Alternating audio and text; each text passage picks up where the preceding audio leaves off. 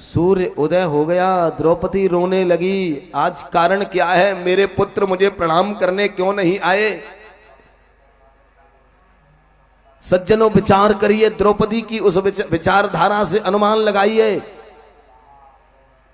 एक माता बैठी है पुत्रों से प्रणाम करने की प्रतीक्षा में, इसका मतलब क्या है? जब सुबह होता था तो भारत वर्ष के ये बालक अपने माता पिता को प्रणाम करते थे। वो संस्कृति थी, ये अपने माता पिता को प्रणाम करते थे। केवल यही नहीं, प्रातः काल उठ के रघुनाथा, मात पिता गुरु नावय माथा।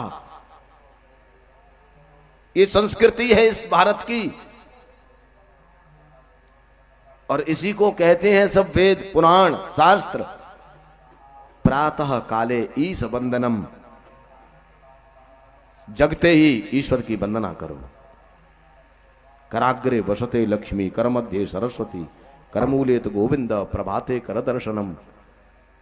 समुद्र वसने देवी, पर्वतस्तन मंडले, विष्णुपत्नी नमस्तुभ्यम, पादस्पर्शं क्षमस्व में। इतना कहकर के तब पृथ्वी पर पैर रखो। बताओ, भारत में ये बताना पड़ रहा है, भारत में ये बताना पड़ रहा है। ये किसी ने नहीं बताया आज तक कि होटलों पर पेप्सी कैसे पी जाती है, किसी ने नहीं बताया। इसको सीख गए अपने आप। चोरी कैसे की जाती है, दलाली कैसे ली जाती है, ये किसी ने नहीं बताया, हम सीख गए।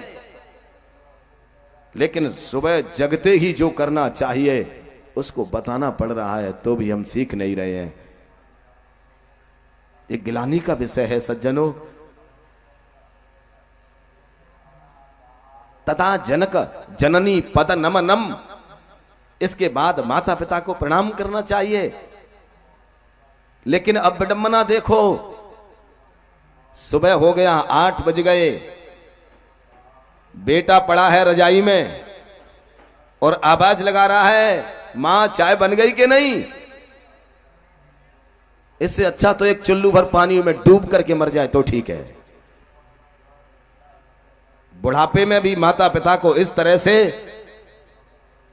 उनसे सेवा लेना, यह पुत्र का धर्म है राम के इस भारत में।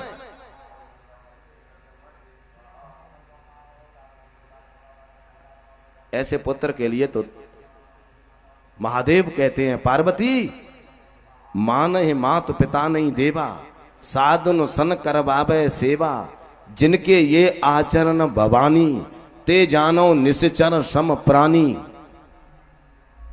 ऐसे बालक कौन है? ऐसे बालक निशाचर हैं, जो बुढ़ापे में भी माता पिता से सेवा ले रहे हैं, जो बुढ़ापे में भी माता पिता से सेवा ले रहे हैं, ऐसे बेटा निशाचर हैं।